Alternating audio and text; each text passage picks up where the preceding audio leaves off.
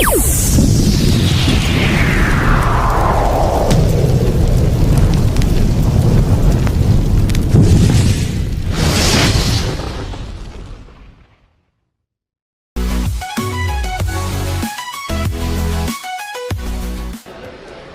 araw. Nandito po tayo ngayon sa San Ildefonso Fire Station, San Ildefonso, Ilocos Sur, para sa bloodletting activity bilang bahagi sa BFP Community Relations Service ng BFP Ilocos Sur Provincial Office.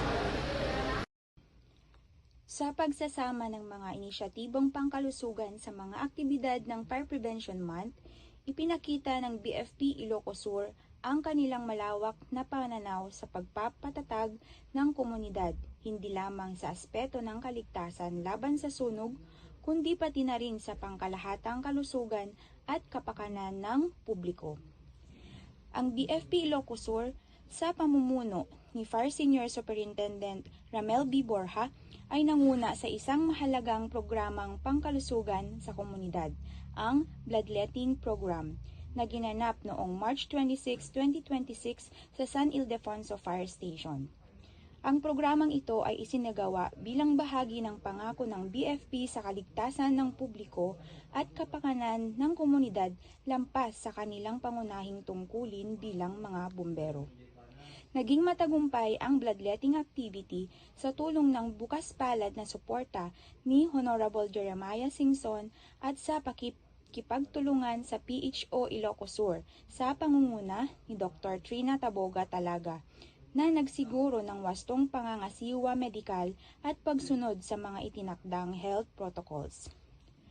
Ang nasabing aktibidad ay nagsilbi ring paraan upang mapataas ang kamalayan ng publiko tungkol sa kahalagahan ng regular na pagdodonate ng dugo bilang isang gawaing nakapagliligtas ng buhay, na sumusuporta sa mas malawak na misyon ng BFP na maglingkod at magprotekta sa mamamayan. Good morning, ma'am. Pwede ka po bang magpakilala? I am Julie Andrea J. Alejón, ma'am. Pang ilang beses mo na, ma'am, na mag-donate po ng dugo? First time ko po ito, ma'am. Wow, yan. Bilang isang blood donor, kamusta naman ang naging experience mo, ma'am? Okay lang naman po. At first, medyo kinabahan ako kasi malaki pala yung needle and medyo masakit siya. Pero overall, yung experience ko po is okay kasi mabait po yung nag-facilitate sa akin. Salamat, ma'am, sa pag-attend ng activity natin.